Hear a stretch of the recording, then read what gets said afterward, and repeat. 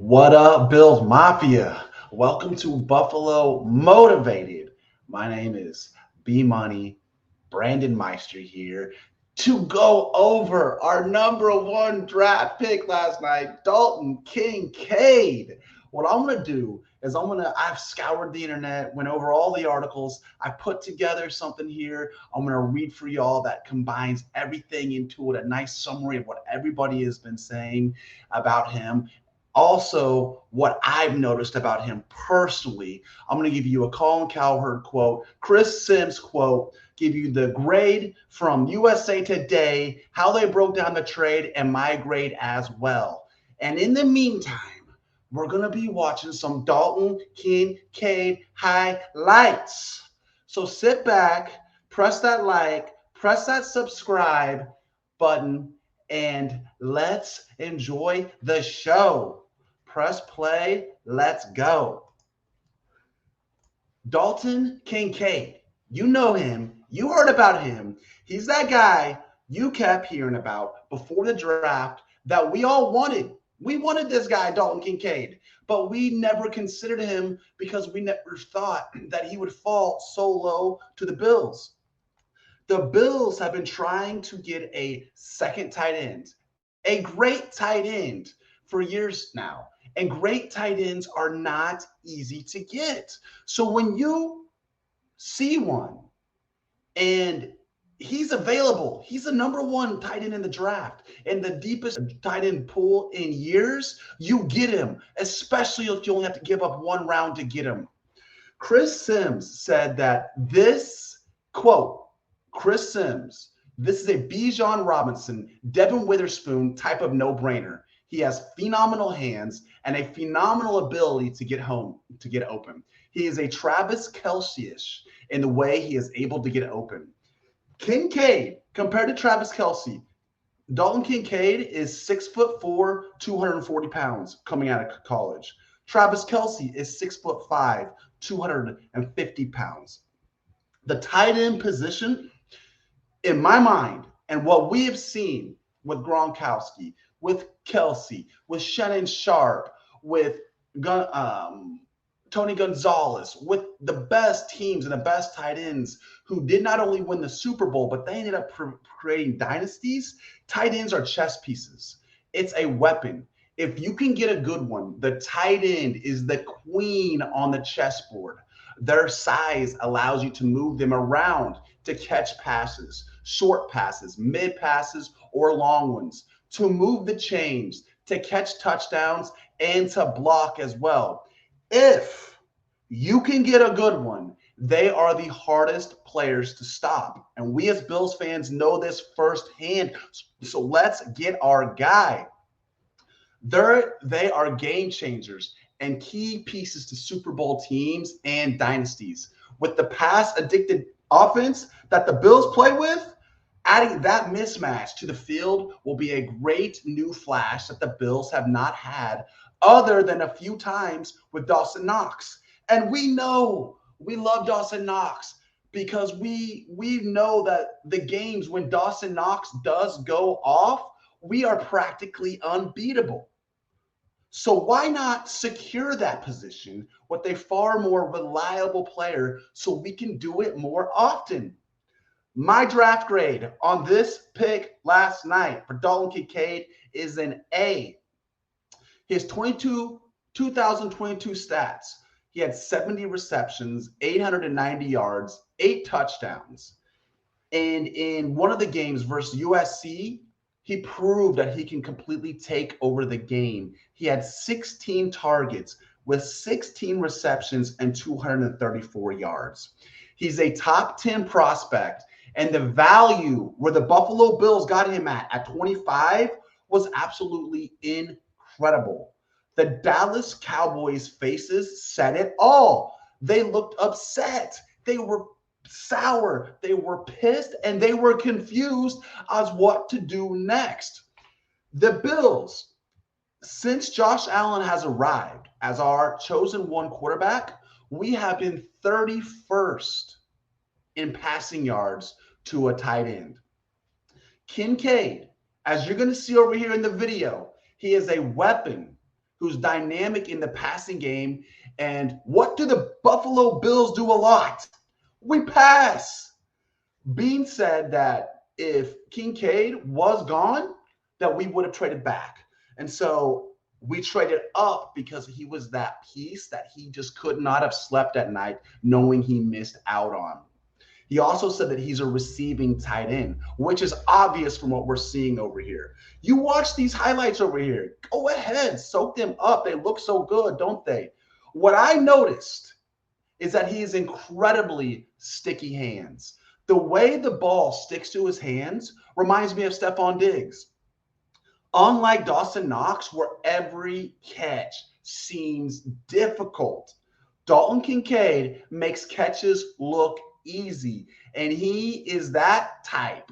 He's the type of guy that if you were throwing a baby to, you want him on the other end catching it. He's too fast for linebackers and too tall for corners. He's sudden and he's explosive.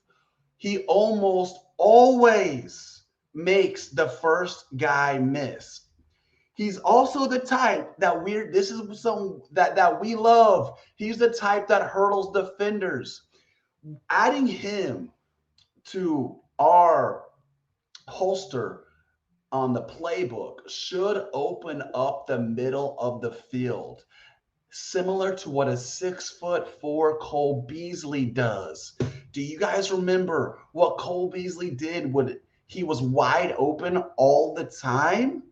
When you get players like that, a Cole Beasley, you get a Travis Kelce, there's something about the way that they are able to perform within their body frame that adapts perfectly with their speed. And it looks like they're in the ocean and they're going one way and everybody else is going against the current trying to keep up with them. And if he can be that over the middle 6'4", 240-pound Cole Beasley, he is going to be our chain mover. The USA Today, they broke down this trade. And what they said is, so in all, the Jaguars moved back 3 spots and picked up the 130th and 160th pick, so our 4th round pick, roughly equivalent to an early 4th rounder. That's not nothing, though you can argue Jacksonville is in greater need for one big star than a handful of contributors at this stage in its evolution. In parentheses, I wouldn't, as I'm here, for the shotgun blast approach of picks, especially at this volatile of a stage. So they didn't necessarily like Jacksonville moving back for a quantity of picks when they could have had quality, especially at the tight end position. There's a fair amount of tight end depth in this year's draft, and Dawson Knox is solid, if uneven, a player. Still, the price was right when it came to a move up, and Josh Allen badly needs support beyond Stefon Diggs. Kincaid is a rising star who barely played the sport in high school and still managed to explode for 70 catches and 890 yards in 12 games at Utah as a senior. He's a rocket ship. And if the cost of dropping him on Buffalo's launch pad was a late 4th rounder, well, that's fine. The question now is whether the Jags will regret passing on a potential Evan Ingram replacement here, or if they'll just target one later in this deep class. The grade for the Buffalo Bills and that trade was an A-, a B for the Jaguars. Man, I am completely, totally excited for what we have done with our pick moving up. And as you guys know, there is a sweet spot when it comes to moving back and moving up for a player. If you really think that guy is going to be the game changer and you're one pick away from getting him, your 4th round pick from getting him, and it's at a need, then you go get him. And we can sometimes say that tight end isn't a need because we just paid Dawson Knox. But think about it, guys. When we go out there and we have Dawson Knox, it's like rolling dice on whether he's going to have a great game or not. He's practically rarely going to have a great game. And every time we throw him the ball, it's just a hit miss, whether we feel comfortable he's going to catch the ball or not. Josh Allen fed him and fed him and fed him and got him, I think, 8 or 9 touchdowns in one season. And that was when Dawson Knox just came on the scene, and Josh Allen was like, hey, I got a new toy here. Dawson Knox is my best friend. Let's feed him the ball. And Josh Allen may not show his complete leadership in how he chews you out on the field or kicks you off the field like Peyton Manning would do and get somebody else in there who can catch the ball. What he will do is he will just steadily stop throwing passes to you.